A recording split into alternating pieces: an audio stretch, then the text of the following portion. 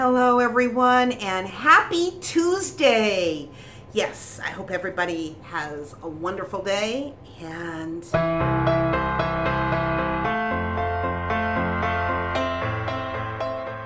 it is a sunny day, even though it said that we were going to have thunderstorms, and I don't see evidence of that. Maybe it's supposed to happen later on today. I don't know. I know that my plants could really use a drink of water right about now. So anyways, I'm kind of holding off on watering because, yeah, why water if it's going to rain? But today I thought that I would make what is called Keto ice cream bars. Yes. So if you are into the keto diet, this will be for you. I think that you will enjoy it, and even though you may not have the molds for the ice cream bars, you could definitely make it and just use it as ice cream. So anyways, yeah, that's what we're going to do today, and I am hoping that I can get some canning done.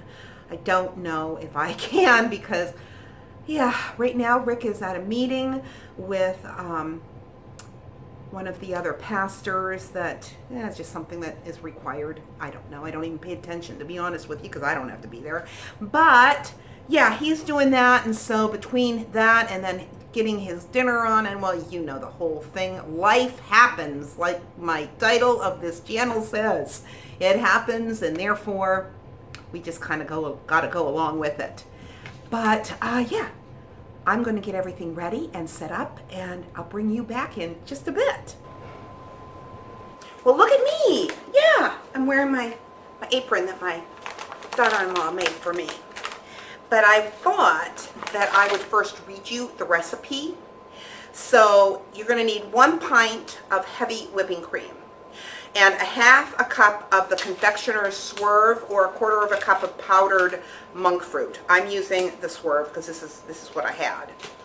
And 1.5 teaspoons of vanilla extract, a pinch of salt, which happens to be optional, and some Keto chocolate chips. So I'm using the CHOC Zero, which is sugar-free. It uses monk fruit to sweeten their chips.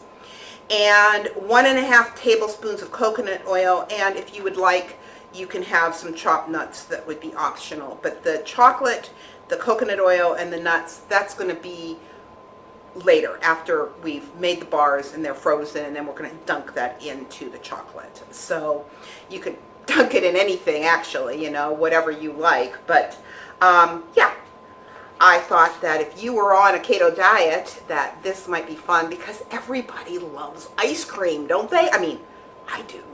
So anyways, yeah, let's get this going.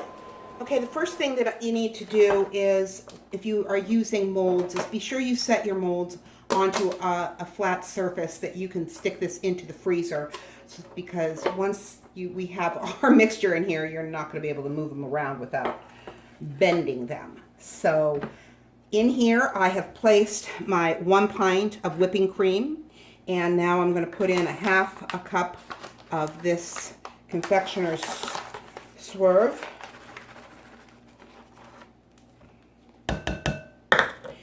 And 1.5 teaspoons of vanilla extract.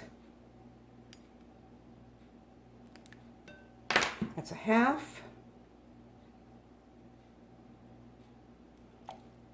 1, yeah, I kind of slopped that a little bit more in there. And a pinch of salt. We're just going to, I'm looking for my whisk. Here it is. And we're just going to whisk this up.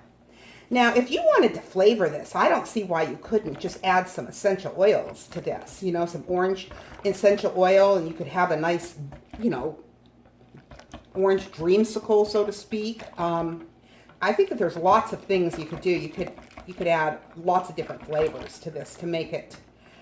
I just decided that I'm going to just use the vanilla this time. So all we're going to do is pour them in our molds and place it in the freezer and let it freeze. And it seems to mix up very easily.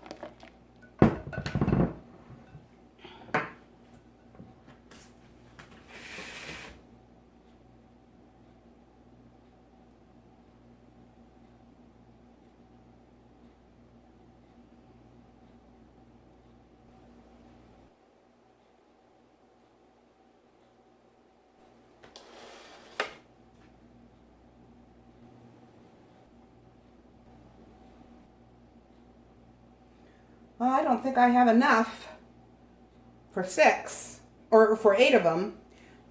Like the directions said that it made enough for all of them. Maybe I filled mine too much. But whoops, I'm dropping them on the floor. Then we're just going to stick our sticks in here. Next time I'm going to buy bigger popsicle sticks, the wider ones, because I just think that this is going to be rather heavy for these small little popsicle sticks. But this is what came with the kit, was these small ones. And I just got this off of Amazon. I can leave the link below if you're interested in getting them. So I am going to go ahead, I'm going to stick these in the freezer. And it says to do it overnight. Well, it's morning here, so hopefully they'll be frozen in time for me to finish this video. Otherwise, yeah, I'll have to do another one to show you what they look like and dipping them in the chocolate. Anyways, I'll talk to everybody in just a little while. This has become a very productive day for me, as this is my second batch of summer squash pickles, is what they're called. But anyways, this is gonna like ring at any moment here with my timer. But my ice cream bars, they did freeze up.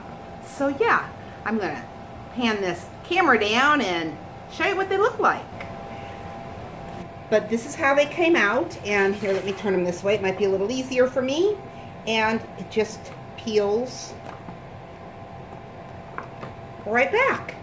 And so this was 1 pack, 7 ounces. They said to put it in a microwave safe bowl at 30-second increments, and I only had to do it twice. And then to add a tablespoon and a half of coconut oil. So, and that's just to thin it out a little bit. So that's what this is, and all I'm going to do is dip it in here, and dip it in the other side, and on the sides.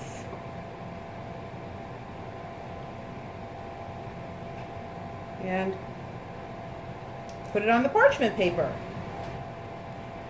Now, I just think that this is going to be kind of nice, and you can change it up. I think that's why I wanted these molds, is so that I could change it up. I could make different types of ice creams and things like that. And when the chocolate's dry, I'm just going to stick them back in the freezer. Well, I'll wrap them.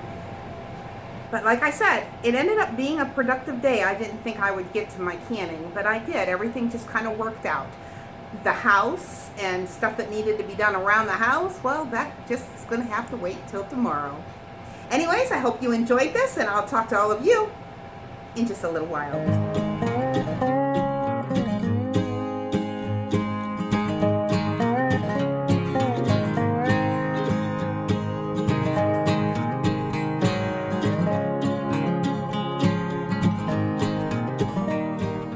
Today's devotion, we're going to continue in Matthew chapter 13, and I'm going to be reading verses 3 through 9.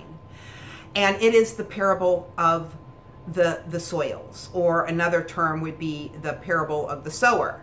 But it seems more appropriate to say the parable of the soils, because it's the soil that matters.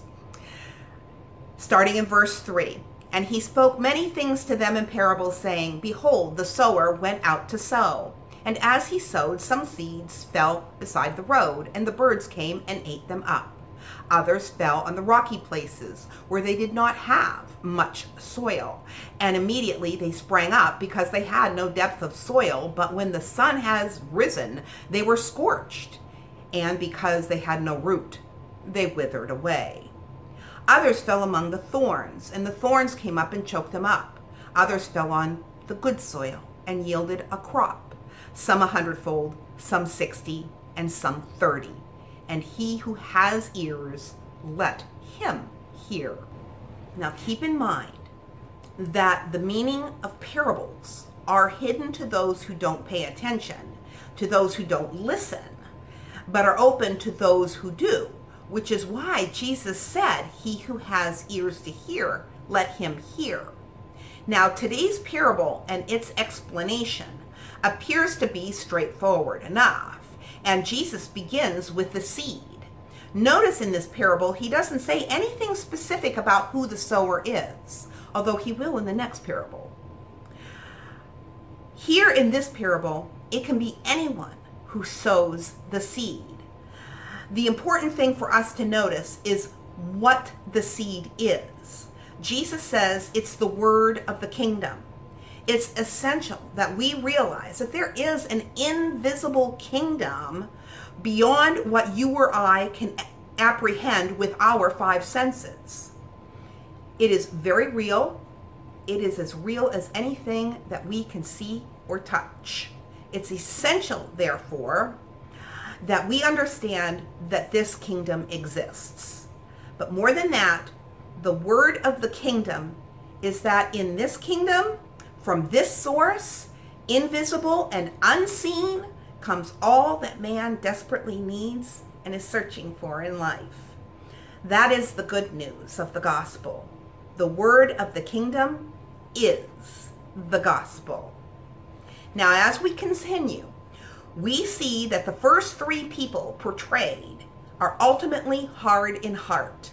But the hardness is especially clear in the person described in verse 4, since that individual never shows any interest in the gospel. His heart is hardened to the point where it resists all penetration from the seed. And then it is devoured by the evil one and his minions. Now, I wanted to point out that in first century Jewish literature, birds were often represented as the evil one. So let's continue on in verses 5 and 6. Those who fall away after professing faith are represented by the second and third soils. Without enough soil, plants will wither and die from the sun's heat. And similarly, some people appear to be thriving believers until persecution reveals their true colors, just as Jesus explained later on in this chapter in verses 20 and 21. Just like those in the first century who left Jesus when the going got tough, and just like we're warned in Hebrews chapter 3, verse 12. Now, continuing on to verse 7, we hear that like vegetation choked by weeds, some are strangled by the cares of this world and the love of money. This is an especially frightful fate. For the one ensnared in such things does not usually know his predicament until it's too late, considering themselves a Christ follower, even though they serve their own riches. Now, as we look to the fourth soil in verses 8 and 9, we see that there is a notable difference. This one understands and bears fruit. This one accepts and conforms their life to the gospel. The presence of fruit, not its quantity, is what matters. Matthew Henry writes, "That which distinguished this good ground from the rest was in one word, fruitfulness." He does not say that this good ground has no stones in it or no thorns, but there were none that prevailed to hinder its fruitfulness. Stones or thorns may be found in the good soil of a true believer's heart, but such obstructions do not finally prevent him from bearing fruit. So remember, life happens. And I want you to think about your own garden as you tend to its soil and as you got it ready for planting. Despite some stones, some weeds, a few thorns, you didn't just throw all that soil away. No, you cleaned it up and you knew that you would get fruit. So despite our failures, the question we must ask ourselves is our life bearing fruit for Christ? Some 100-fold, some 60, some 30, but all will bear fruit if they are truly a Christ follower. God bless. I hope that you enjoyed this. And yes, I'd love to hear your comments and your thoughts about this. And I will talk to you on Friday.